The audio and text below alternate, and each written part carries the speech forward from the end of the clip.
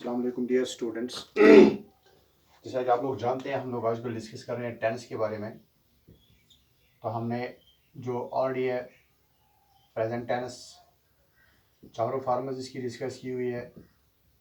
Past tense, इसकी भी चारों फार्मर्स हमने डिस्कस किए। तीसरा है फ्यूचर टेंस, इसकी हमने दो फार्मर डिस्कस किए। एक फ्यूचर सिंपल या जिसको फ्यूचर इंडेफिनिट भी कहा जाता है, इसको हमने डिस्कस किया हुआ है। दूसरा है फ्यूचर कंटिन्यूअस, इसको भी हमने डिस्कस किया हुआ है। फ्यूचर कंटिन्यूअस टेंस, इसको भी हमने डिस्कस किया है। आज मैं डिस्कस करना है फ्यूचर परफेक्ट टेंस को। Future perfect tense, future perfect tense, इसमें क्या होता है, आने वाले ज़माने की वो बात होती है जो कंप्लीट की हुई होगी, जा चुका होगा, आ चुकी होगी, वो किया होगा, मतलब जो कंप्लीट किया होगा आने वाले ज़माने में। अभी की बात नहीं है, आने वाले ज़माने की बात है। किसी वक्त की हम बात करेंगे, उस वक्त हमने जो काम या किसी ने जो काम कंप्लीट किया होगा उसी को हम लोग कहते हैं फ्यूचर परफेक्ट टेंस। देखिए होता क्या है, इसमें सब्जेक्ट होता है plus will plus have plus third form of verb, third form of verb. अब अगर फिर आगे कुछ ऑब्जेक्ट भी होगा वो भी चलेगा। Subject plus will plus have plus third form of verb, ये जहन में रखना है। सेंटेंस कंस्ट्रक्शन आपको समझ आनी चाहिए, बस फिर ये आसान हो जाता है। Subject plus will plus have plus third form of verb. अब देखिए सब्जेक्ट फॉर एग्जांपल मैं लूंगा आई, फिर लिखेंगे will have gone, I will have gone, go went gone, third form I will have gone, मैं जा चुका हूँ। यानी जिस जो आने वाला जमाना है उस वक्त की बात हो रही है। उस वक्त जब आप वहां जाएंगे, कहीं जाएंगे, तो मैं जा चुका हूँ, मैं वहां पे नहीं मिलूंगा आपको। आई विल हैव गॉन यानी मैं जा चुका हूँ। आई विल हैव गॉन, ये सिंपल सेंटेंस है, अफर्मेटिव सेंटेंस है। अब अगर इसका नेगेटिव बनाएंगे तो कैसे बनेगा, विल और हैव के बीच में नॉट लगाना है। I will not have gone, I will not have gone, मैं नहीं जा चुका हूंगा। अगर इसको क्वेश्चन बनाना है, इसको इंट्रोगेटिव बनाना है, तो क्या करना है, will I have gone, will I have gone, ये विल बाहर निकालना है, फिर आई हैव गॉन लिखना है। तो इसका इस तरह से क्या बनेगा, क्वेश्चन बनेगा। बात को समझो, subject doer of the action जिसके बारे में बात हो रही है, उसके बाद विल प्लस हैव लगाना है, उसके बाद थर्ड फॉर्म ऑफ वर्ब लगानी है। तो इस तरह से बन जाता है क्या, हमारा फ्यूचर परफेक्ट टेंस। शाबाश, आगे बढ़ेंगे। अब अगर मैं सब्जेक्ट चेंज करूंगा, मैं यहां पे लिखूंगा the students, the students, plural मैंने लिखा, जानबूझ के लिखा, द स्टूडेंट्स, फिर लिखेंगे will have, the students will have completed, will have completed the work। देखिए the students सब्जेक्ट है, will have ये सेंटेंस कंस्ट्रक्शन में डेफिनेट आता है, फिर completed third form of verb है। फिर मैंने बताया था अगर ऑब्जेक्टिव भी कुछ आगे होगा तो वो भी लगा सकते हैं, तो द वर्क यहाँ पे ऑब्जेक्ट है। The students will have completed the work, students ने अपना काम कंप्लीट किया होगा, यानी किया होगा, आने वाले जमाने की बात है, उस वक्त उन्होंने काम कंप्लीट किया होगा। अब अगर इसका नेगेटिव बनाना है, the students will not have completed the work, students ने अपना काम कंप्लीट नहीं किया होगा, आने वाले जमाने की बात है, किया होगा, किया होगा, नहीं किया होगा, दो चीजें हैं, एक अफर्मेटिव सेंटेंस है और दूसरा नेगेटिव सेंटेंस है।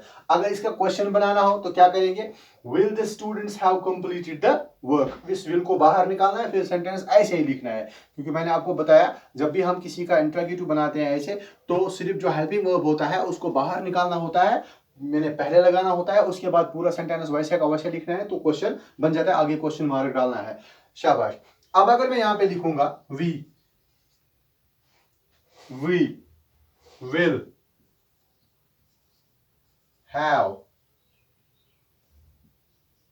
Done, do, did, done, we will have done the shopping, we will have done the shopping, हमने शॉपिंग कंप्लीट की होगी, यानी जो हम शॉपिंग करने के लिए जा रहे होंगे उस वक्त वो हमने कंप्लीट की होगी। We will have done the shopping, उस वक्त हमने शॉपिंग कंप्लीट की होगी। इस बात को आप समझो, we will have done the shopping. अगर इसका नेगेटिव बनाना है, we will not have done the shopping. शाबाश। अब अगर देखेंगे they will have, they will have moved, moved, they will have moved to the new apartment, they will have moved to the new apartment, they will have moved। इतना sentence है, subject plus will plus have plus third form of verb, उसके बाद object. They will have moved to the new apartment, वो अपने नए apartment में जा चुके होंगे। आने वाला जमाना है, अभी की बात नहीं है। उस वक्त काम कंप्लीट किया होगा उन्होंने, यानी वो जा चुके होंगे वहां से, पहले अपार्टमेंट को छोड़ के नए अपार्टमेंट में वो जा चुके होंगे। अगर नेगेटिव बनाएंगे, they will not have moved to the new apartment. अब अगर सब्जेक्ट यू लगाएंगे, you will have, you will have, eat, ate, eaten, you will have eaten the lunch, you will have eaten the lunch, आपने lunch खाया होगा। उस वक्त आने वाले जमाने की बात है, आपने लंच खाया होगा। Subject plus will plus have plus third form of verb, उसके बाद object. You will have eaten the lunch, आपने लंच खाया होगा, आपने खाना खाया होगा उस वक्त। इसका नेगेटिव क्या बनेगा? शाबाश। You will not have eaten the lunch. अब यहां पे एक बात जहन में रखिए, मैंने बताया इसमें सब्जेक्ट होता है प्लस विल होता है प्लस हैव होता है plus third form of verb होता है। यहाँ पे हम लोग हर जगह विल लगाते हैं, शाल भी लगा सकते हैं किसी जगह, जरूरी नहीं है, लेकिन हम यूजुअली विल का इस्तेमाल करते हैं। किसके साथ क्या लगा? यहाँ हर एक के साथ विल हैव लगा, विल और हैव लगा, क्योंकि हमने देखा प्रेजेंट परफेक्ट में हमने हैव लगाया, पास्ट परफेक्ट में इसी का पास्ट टेंस हैड लगाया।